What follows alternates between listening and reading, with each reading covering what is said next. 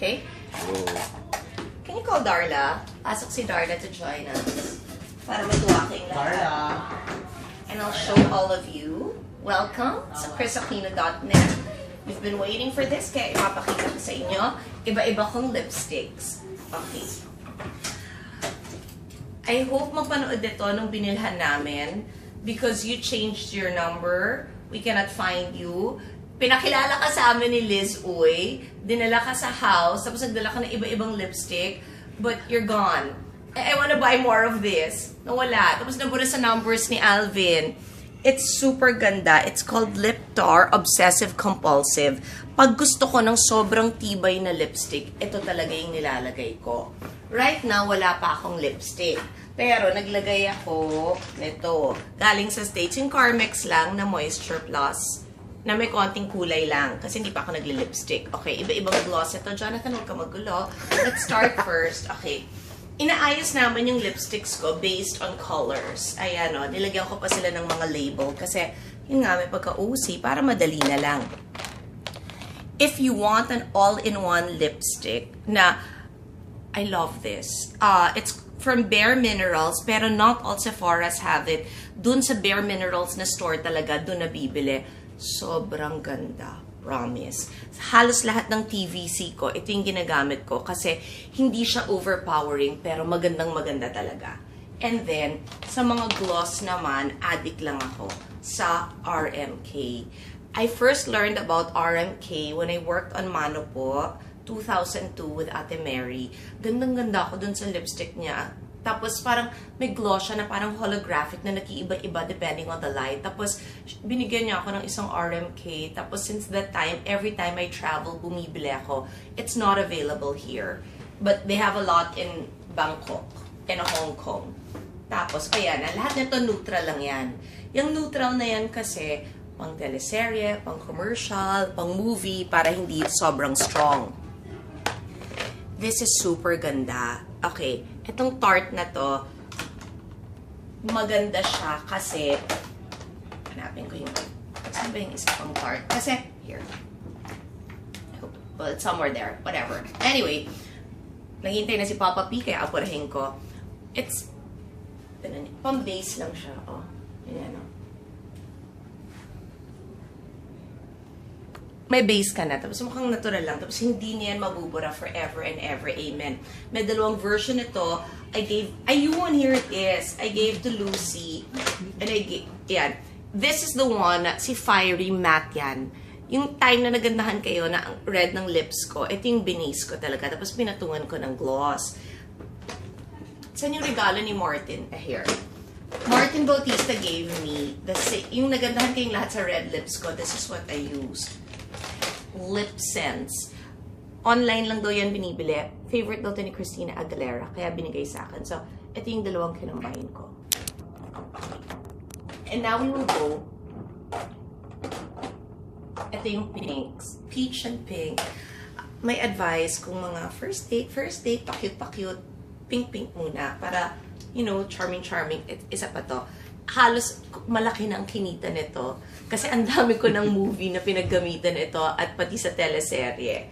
As Roxanne, ito yung madalas kong gamitin. Tapos pinapatungan nitong pink na to or nitong parang neutral na to. Okay, yan ang mga ano. These are the Roxanne colors. Okay. Ito, these are the pictorial colors. Kasi mas strong yung pagka-pink. Yan, no, ang daming mga RMK talaga. Na, iba-ibang gloss yan. The best thing now kasi is that a lipstick can also be your gloss all-in-one na pag nag-aapura ka. Pero, ito yung tinawag nyo sa aking lahat at tinanong na bakit hindi nagbe-bleed ang lips ko. Because I line my lips. I'm gonna, where's the cream of spice? Para mapakita ko sa inyo here. If you're gonna buy just one lip liner, this is the lip liner to buy. Galing siya sa MAC. Demonstrate ko na yung ano. Lalagay ko lang dyan. Para hindi mag-bleed. Kahit anong ipatang oh. Ganda.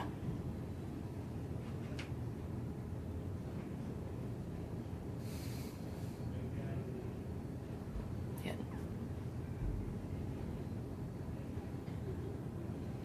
Okay? Tapos, you always ask me, meron kayong favorite na lipstick sa akin ngayon, Candy Yum Yum. It's also my favorite. Nasaan siya? Ito yung mga everyday eh. Yung mga ganitong lalagyan, you can just buy in Muji ah. These naman, binili lang for me in SM, right? SM yan binili. Tapos, ito siya. Okay. This is Pink Nouveau. This is one of my favorites. Parang, siguro this is my 8th na. Talagang forever replenish. Pink Nouveau. Saan si Candy Yum Yum? Baka nasa bag. Hindi I don't think ginamit ko doon. Ito maganda din to. Pocket, meron ako. Nude lang to, pero maganda siya. Hot Gossip. Bagong kulay. Try nyo yan. Ganda. This. Ingit na ingit sa akin yung mga nung nakabili ako nito. Kasi parati daw itong nauubos. It's really beautiful. So, i-demonstrate ko sa inyo paano ilagay ngayon. Tapos patuwan ko na ng lip gloss. This one is parang, ano siya di ba? Yung may pagka-neon. So, ngayon parang pampabuhay talaga ng lips. So, kaya nag-base na ako kasi ayaw ko maging dry ang lips ko. Halalagay ko na siya.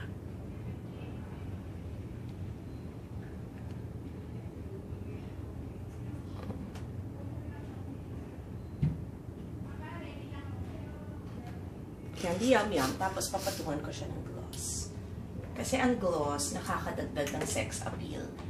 Promise. Sex appeal talaga daw. Darla, gloss daw. Ito. Pinkish na gloss. Lalagay ko over it para may konting.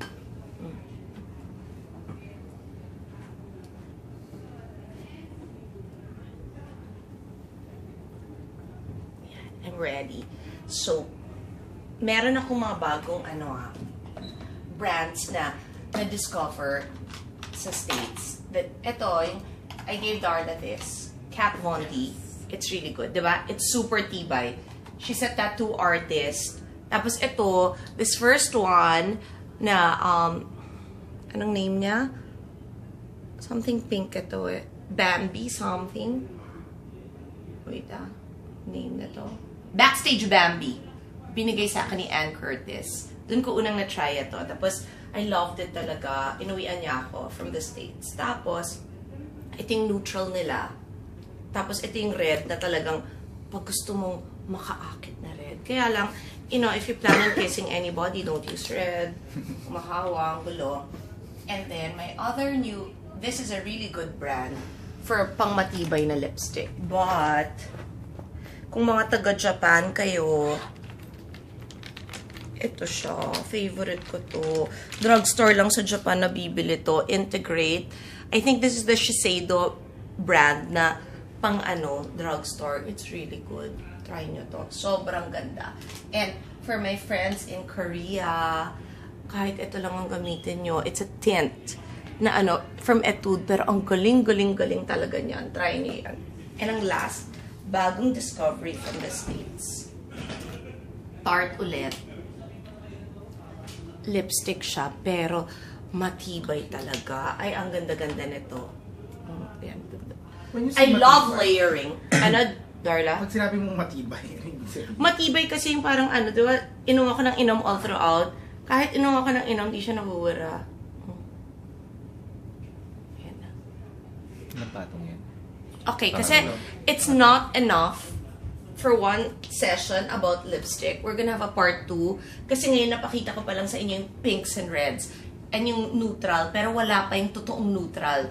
Siguro naguguluhan kayo. What does she mean? Wala pa yung totoong neutral. Marami talagang shades of neutral. And it really depends on your skin tone what the best neutral for you will be.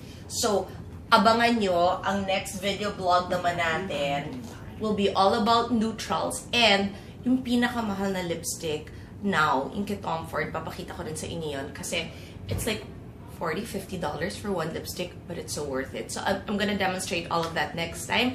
Thank you for spending time with me. Darla, wala kang lipstick ngayon. Show them. Loko, pag si Darla walang lipstick, parang hindi na siya si Darla. Oh. Yeah, so see you again. You're backstage here. I'm about to go outside na para doon sa taping namin with Papa P, with Piolo. So, until next time, see you po sa video blog natin dito sa chrisaquino.net. Bye!